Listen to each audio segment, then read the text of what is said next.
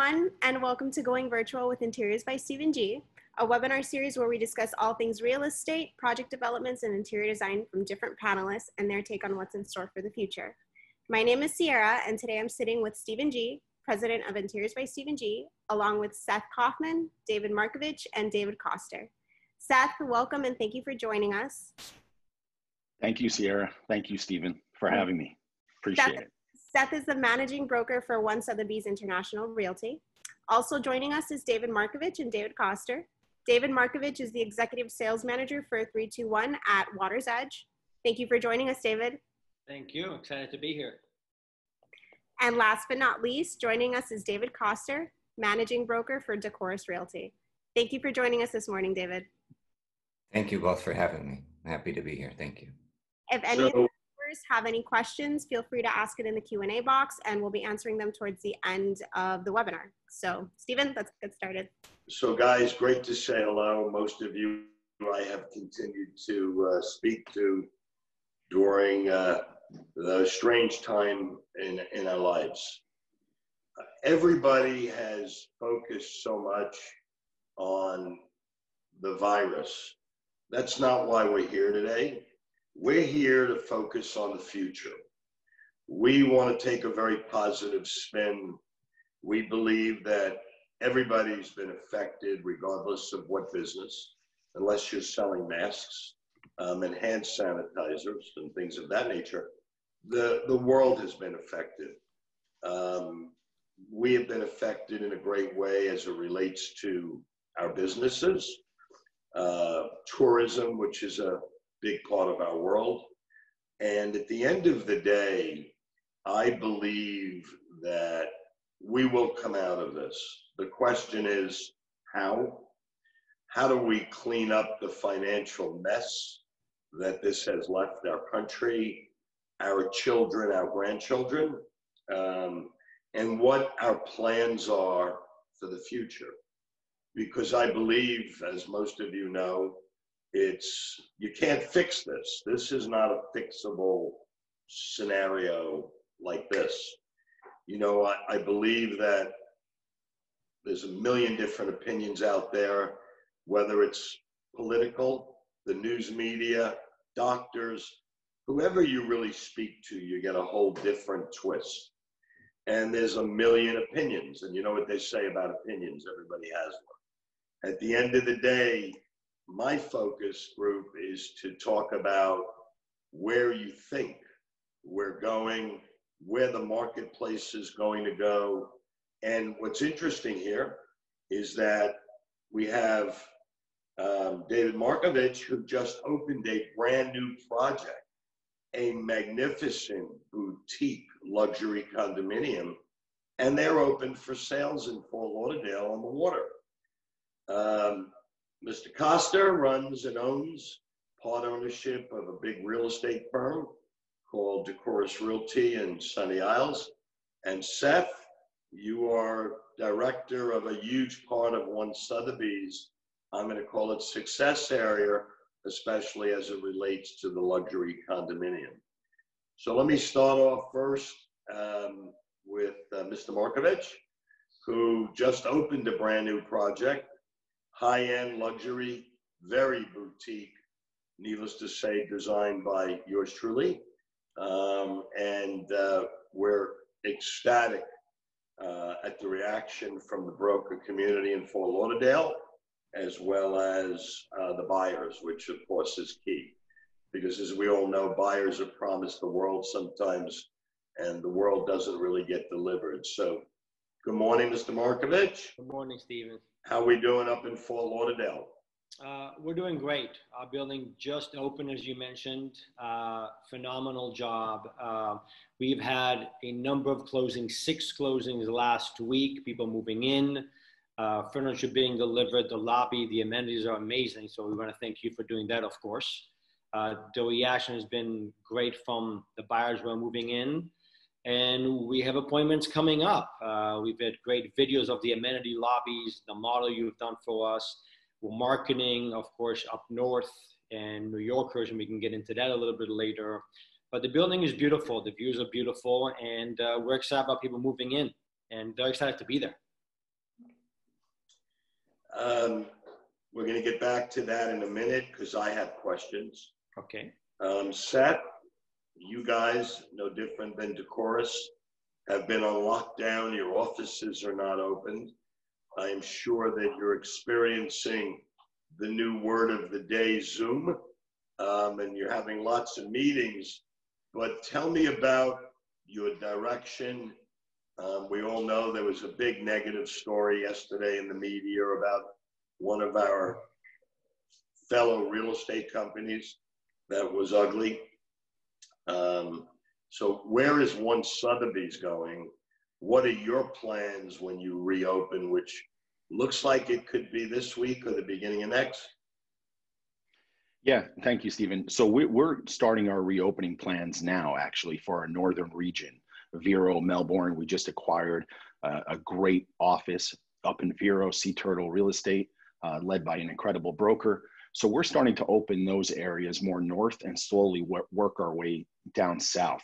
So we estimate in the next couple of weeks that we're going to be opening our offices into Palm Beach, Broward, and Dade.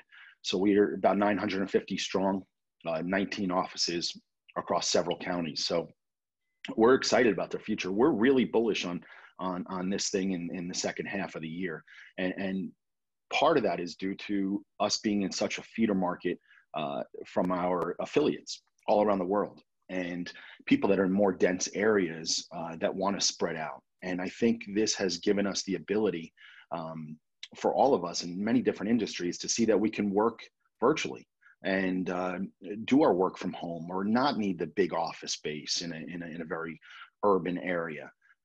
So I think we're going to be in South Florida, the beneficiary of a lot of people moving from more of those urban areas like Manhattan, that you're on top of one another in smaller apartments and the hustle and bustle of that, to wanting to spread out to areas like South Florida. And you're going to find certain niches are going to be better than others in the coming months, like the single family home market, I believe. But you know, being a New Yorker and being born and raised, my heart goes out to everybody that has suffered so greatly here, not only from the health aspect, but from the retail aspect, storefronts, restaurants, et cetera, et cetera, et cetera.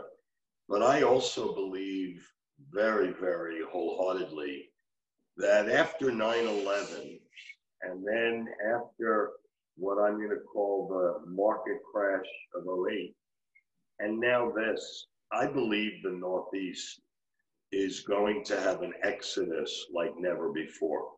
I believe that people are not going to want to go through round 4, as you would call it, because you can only get into the ring with Floyd so many times and get your head beaten before you say, I give up.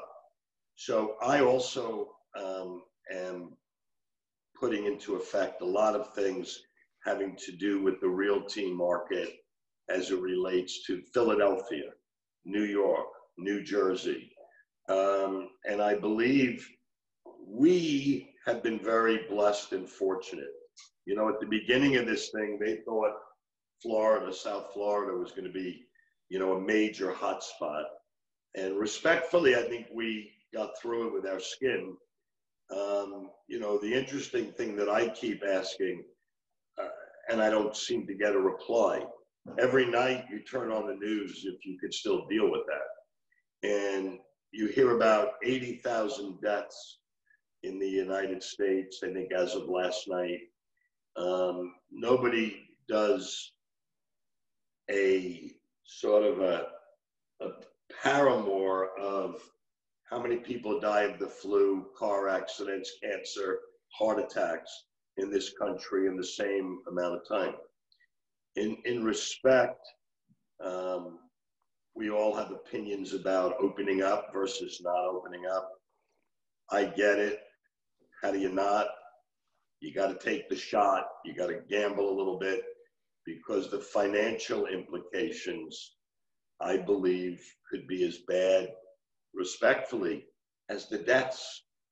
If people have no jobs, no food, can't pay their rent, can't pay their electric, can't pay their car payments. You know, how many people that we all know that live week to week. So it's a bad it's a bad program.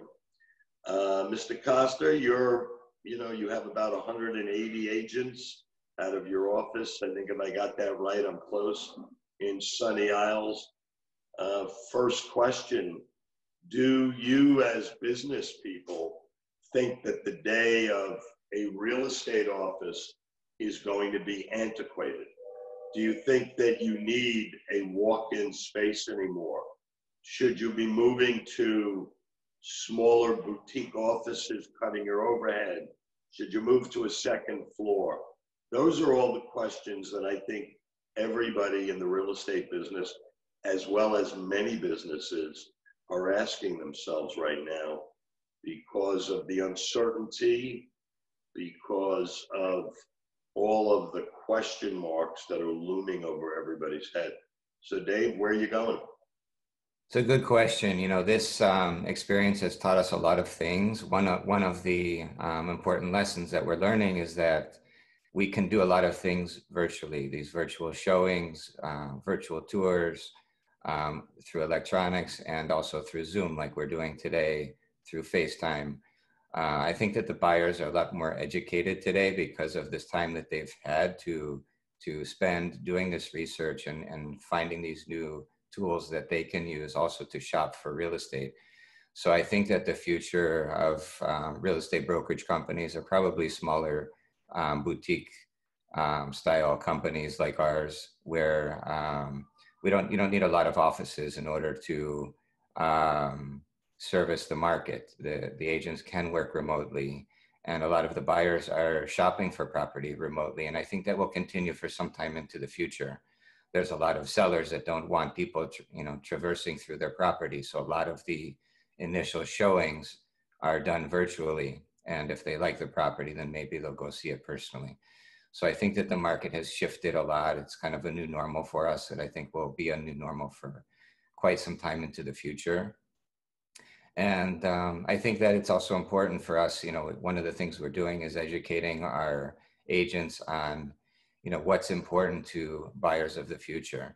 And this allows them to also educate their sellers. There's going to be a lot more emphasis put on things such as air purification systems in a property, or water purification.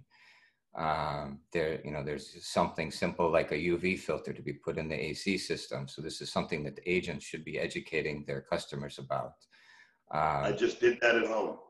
Yeah, it's just a smart thing. It recirculates your air, it cleans it. It's a beautiful idea. I think like 2011, 2012, the buyers of the future in South Florida, when the market was recovering, they're also going to be looking for turnkey properties. I don't think that they're going to be so interested. I think the developers that have model units to sell will sell those quicker than they will the raw units.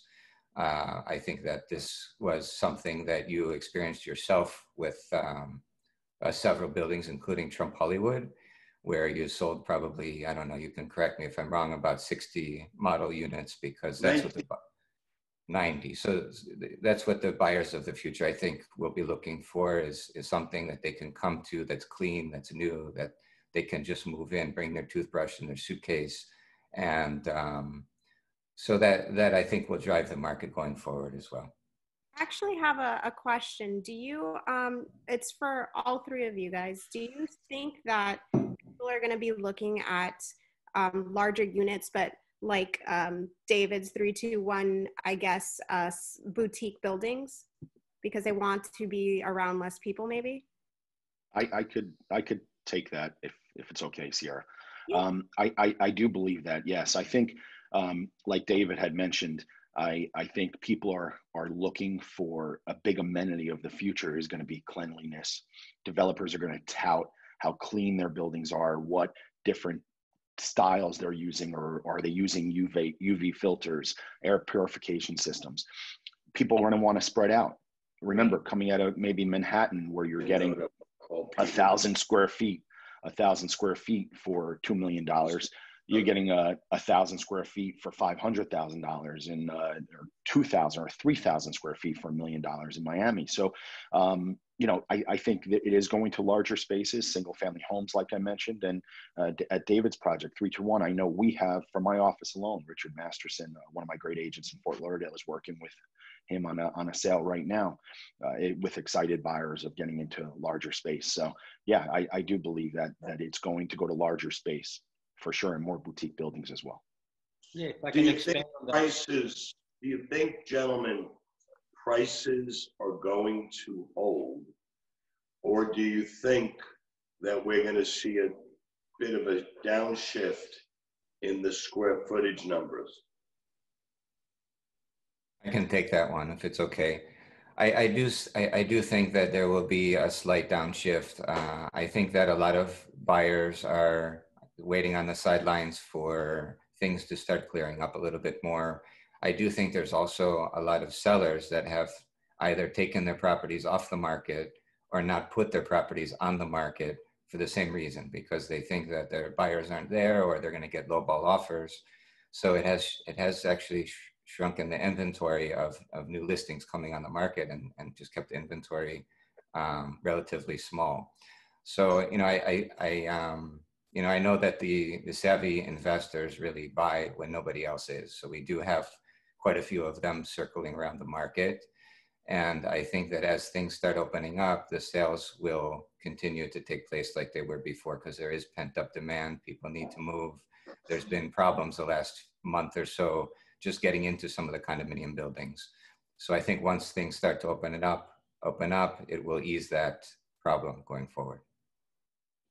Stephen, I think David had a comment that he was going to make on the last. I was going to expand on what Seth said. The open spaces, and I totally agree with him, is what people are going to be looking for.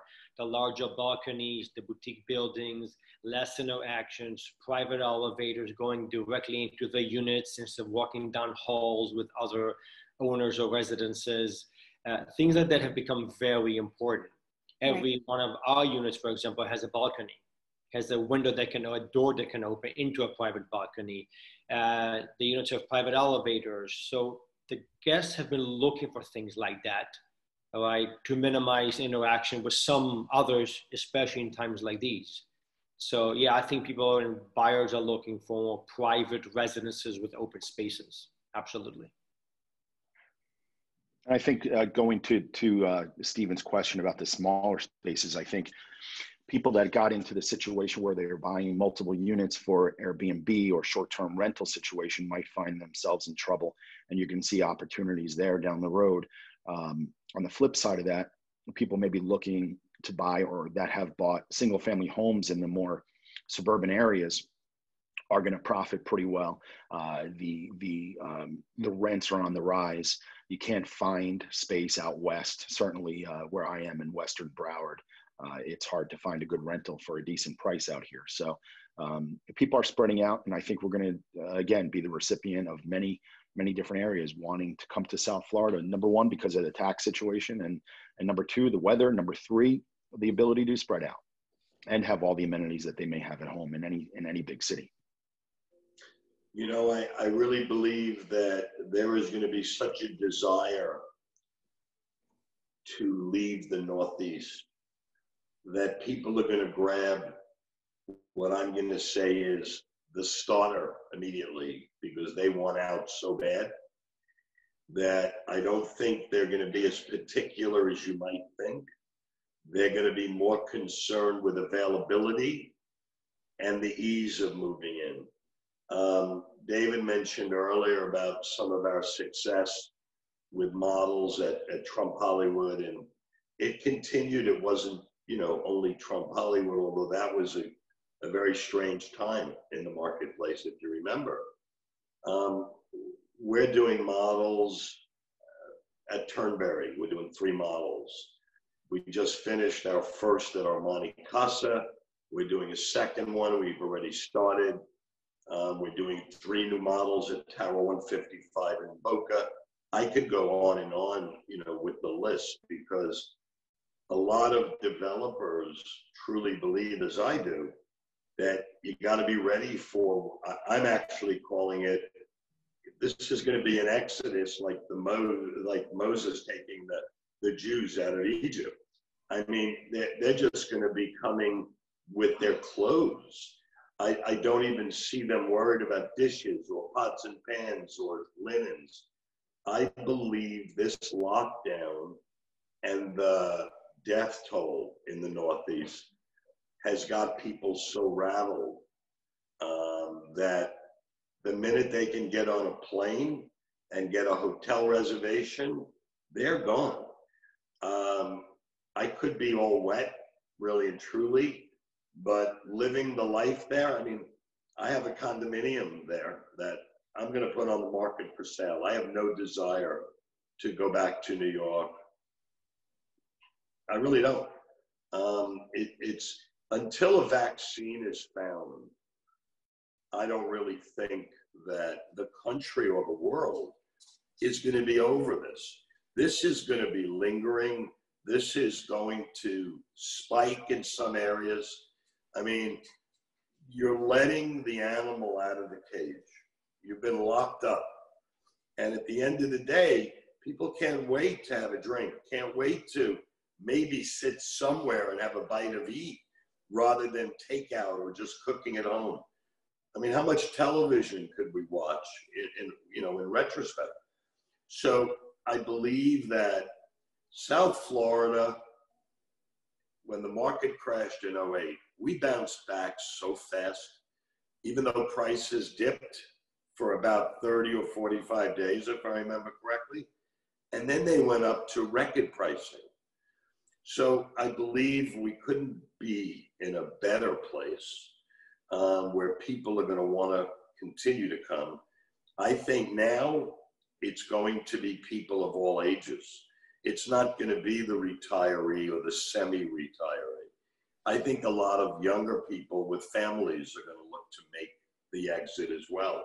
So I think we have a great chance to recover quickly if we could keep the virus under wraps and if it doesn't become an issue with things opening. The country has to open. That's my opinion. And I'm not a political person. You can't continue to let the financial bleeding continue. So many people, I mean, we've never seen numbers like this since the Depression. You got to get people back to work. People want to go back to work. Nobody's liking this sitting home thing. They'll probably, the divorce attorneys will be absolutely plummeted after this, in my opinion.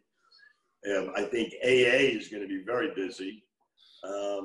It's just the nature of sitting there day after day after day. My daughter is on week, I think 9 or 10 with her husband and 2 kids. I'm not even allowed to come there. I mean, if something's delivered to her house, she lets them leave it on the doorstep. She goes out and sprays the bag with Lysol. So, it's crazy. Gives you a lot to think about, I'll tell you that much. And certainly it gives you a better perspective of your life, I think, than you've ever had and you've ever had the opportunity to think about. But on a positive note, I truly, truly believe we're going to come out of this. There might be less of us standing, as there always is, when there's a terrible financial crisis or this pandemic. But I think that we're going to continue to rise to the top. Seth, you agree? I couldn't agree more. And this downturn is a health-caused downturn, not an economic-caused downturn. So I think once we come out of this, there's a clear path for the safety of ourselves and our families. Then I see it getting back to normal. I'm worried about places like New York, like you said, Stephen. I heard a report about maybe 1 out of every 3 or 1 out of every 5 restaurants eventually reopening and the rest not. which is scary. And I think New York's changed for a long time. So again, I keep going back to this, and not to tout South Florida, but I think we're going to be a very big beneficiary of what's happening in the long run. And I think people want to change. And until there's a vaccine, until there's immunization, people are going to be very careful. It's going to be a different kind of normal, even when we get out there. The way we do business, are we walking around with masks, which we're going to have to get used to? I remember watching TV and watching places in Asia and people walking around in masks, and it looked so foreign to us. And now it's becoming a normal. You go to Publix where they let you in 10 at a time, 20 at a time. And so we have to get used to a new normal. And, but I think the American people are extremely resilient. People want to do business. I think things are going to, especially the housing, is going to get back to a normal pace when people are allowed to trade, get in condo buildings, like David said, and get out there. I think realtors, you better educate yourself, pick a strong niche, and know what you're doing, because buyers and sellers are going to want to know that they're in good hands. So we're in for a change, but change is good.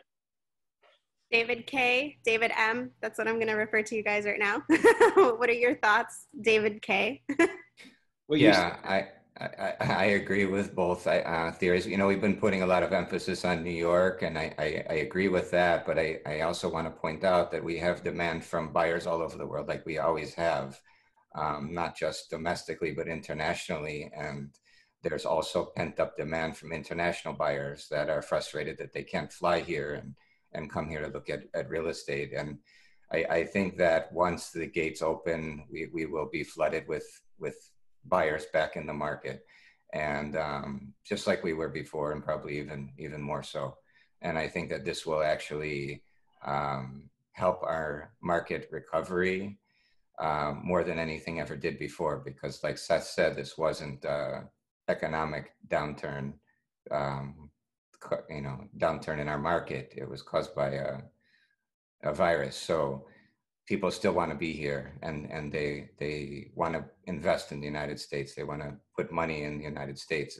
As much as we have our own problems, it's safer than most places that people are coming from with their money. So it's always been seen as a safe haven. David M.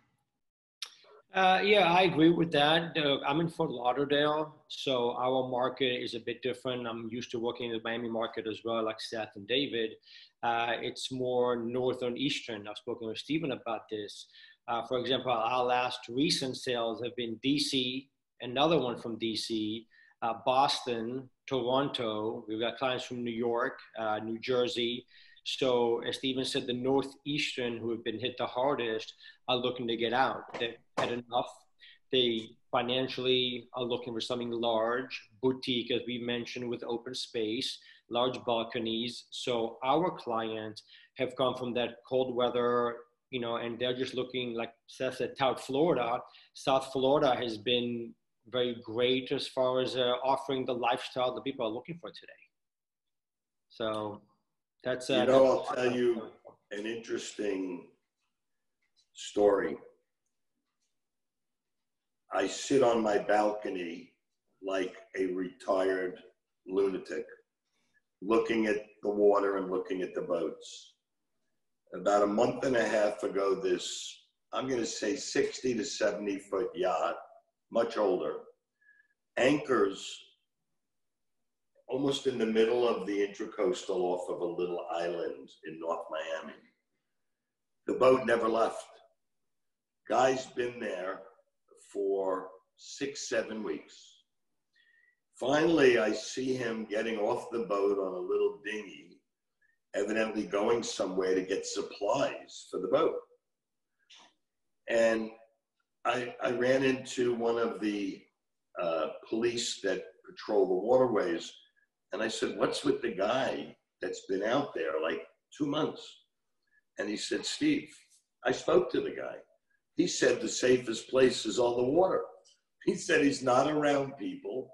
It's healthy. He has water on the boat, his supplies. He has a satellite television, and he sits there on the weekends and watches all the people anchored have a good time." And he said the guy's as safe as could be. At the end of the day, we have lived through the strongest and most powerful economic boom in the country's history. We went from the king of the hill, like everybody else, we went sort of to the ground floor in a couple of weeks. So I believe that the economy will rebound. I think, again, a lot has to do with the spike, if it happens.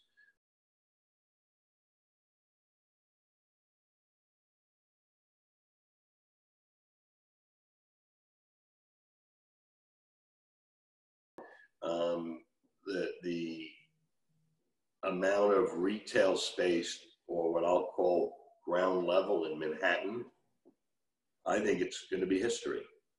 I don't think anybody's going to pay the rents. I think office buildings all over the country are going to get clobbered because people have realized what we have in a roundabout way, that if there's an opportunity, we could get to that opportunity and we could make it work. Now think about paying $60, $70, $50, $80 a triple net for a lease. And you're saying to yourself, if I could cut this off my overhead, it'll give me more longevity to get past us. We've had clients in the showroom, very strange for us. We have plexiglass panels on all the conference room tables. We have enough supplies here. Our housekeepers are doing nothing but 5 times a day disinfecting the bathrooms. We're spraying, we're taking everybody's temperature every morning when they walk in. It's a new world. So we have very little choice as I see it. We are going to have to adapt. Every single business. I believe the actual sales center in luxury condominium buildings could be antiquated. Are people going to feel safe? Are those offices doing what they need to do to exude that safety? We get delivered today 8 machines that we have waited almost 2.5 months for, that sanitize your entire place of business while you work. No odor, no toxic smells. I couldn't buy enough of them. They only would give me 8. I would have bought 28. Our job sites, we're setting up sinks as wash basins for our laborers. There's so much to think about. And on a good note, you have to stay positive. You can't let this beat us. David, David K., you mentioned earlier how you guys were— That was her way to tell me to shut up, David. You mentioned earlier how you were trying to figure out a way to get the necessary supplies so that when you guys do reopen up, everything is clean and sanitized. How is that working out?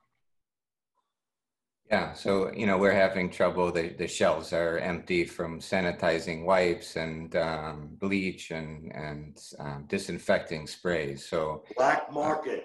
Black market. I'll call you after the call, Stephen. Let's talk. Yeah, but it's, all joking aside, it's important to make sure that, like Stephen mentioned, that we're all in a safe working environment before we can comfortably open up, and that we're not unnecessarily exposing our staff and our agents to this pandemic when we reopen the offices. Seth and David, do you guys find, or that you will find, it being difficult to do that, or how are you working along with that process? Well, we're open, so we're now open every day at the office. Regular office hours 10 to 5. We have been able to order online those items. We have a full maintenance team that's we're all in masks. As Steven said, this is the new norm. So as we're open, we are all working in masks, taking the precautions, wearing gloves. There's a full-time team cleaning, disinfecting bathrooms, the elevators, the model. It's a constant job these days, but we're managing it well.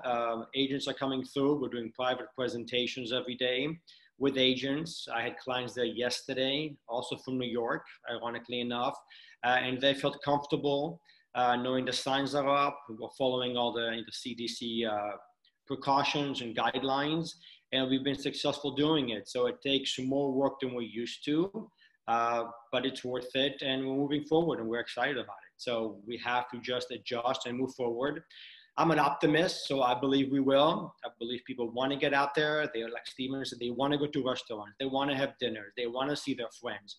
They want to move on with their lives. Right. So, in Fort Lauderdale, we've been open. We opened yesterday was our first day back at work, and already showing scheduled and agents wanting to come in because they have, potential buyers looking to move to Florida or South Florida. So we're taking it with open arms and doing everything we have to do the proper way to move forward. And I'm looking forward to it. Great. Seth?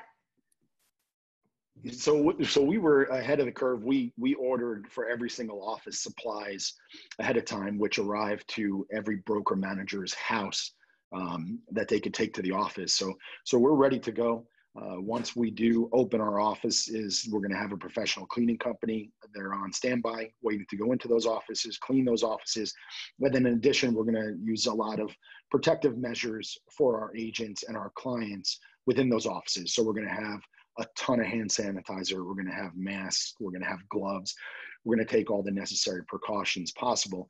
And I think that speaks for our industry too, is that as realtors, real estate agents in South Florida or around the country, the more you're prepared, the more you're showing your clients that you're prepared, the better you're going to look, because they're going to feel that you're really looking out for their safety and those around them. So that's what I was speaking about earlier, just being cognizant of that, and showing your clients that you genuinely care about them. And also going to what Steven said earlier with the Zooming and the go-to meetings. And we live in a very impersonal world where we're doing our best to do things like this every day, offer value through webinars. But my advice would be, for whatever industry you're in, is try to make it as personal as possible. Pick up the phone and call your clients and tell them how much you care. And I wouldn't necessarily talk about real estate or design. I would call the client and see how they're doing, and genuinely ask about their family and what's going on around them.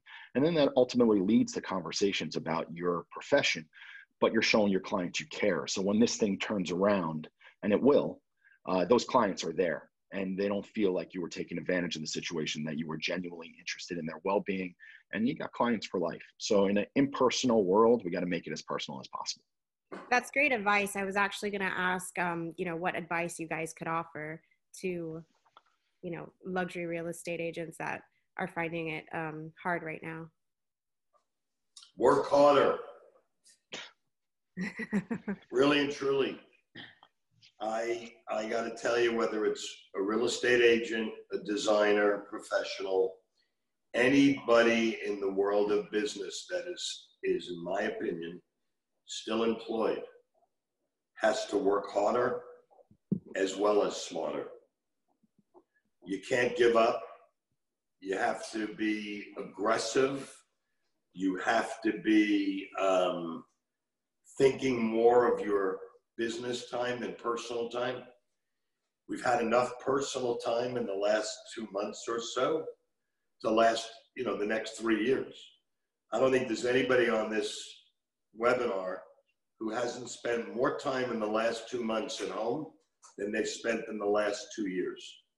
True. Yeah.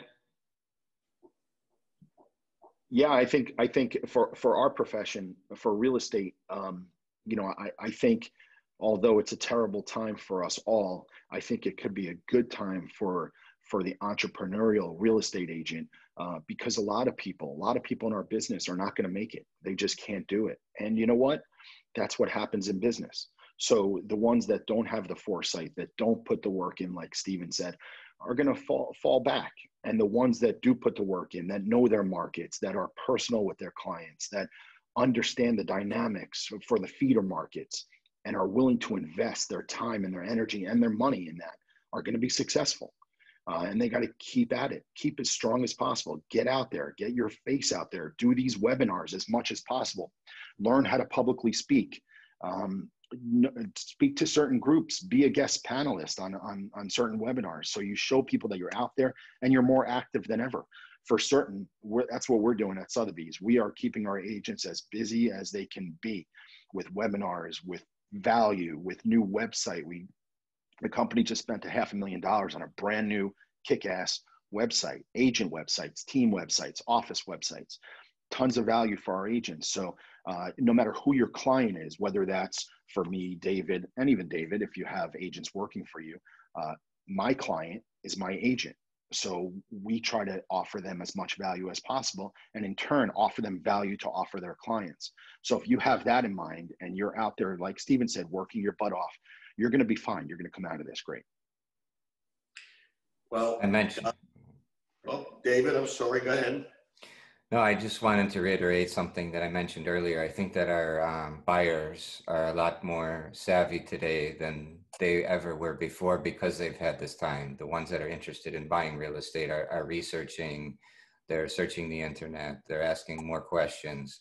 And it's important for the agents to recognize that and get to know their products, whatever they're marketing and they're selling, get to know their products well enough that they can answer the questions and be more knowledgeable than their customers. So it requires a lot more effort going forward than it has in the past. And the agents that will be successful are the ones that are taking this time to better themselves, to gain the knowledge and to keep themselves informed. Guys, always thank you. Thanks for your time. Good luck. And for those of you who are listening and for those of you who want to know more, I can tell you we just got a brand new shipment of tequila at the office. And we have a whole case. We have champagne, we have vodka, we have amazing red wine. So if anybody is in the area and they want to come and say hello and share a little drink with us, and we're here. With masks and gloves. Yes, you have to have your masks and gloves and take your temperature at the front door. But brand new shipment came in, tequila. So guys, gals, always a pleasure. It's a new world. We're going to do just fine. And thank you from the bottom of my heart for spending the time. Thank you, David. Thank you very much. Thank you, Sierra. Thank you, Steven. Thank you, Steven. Thank you, Sierra. Great chat.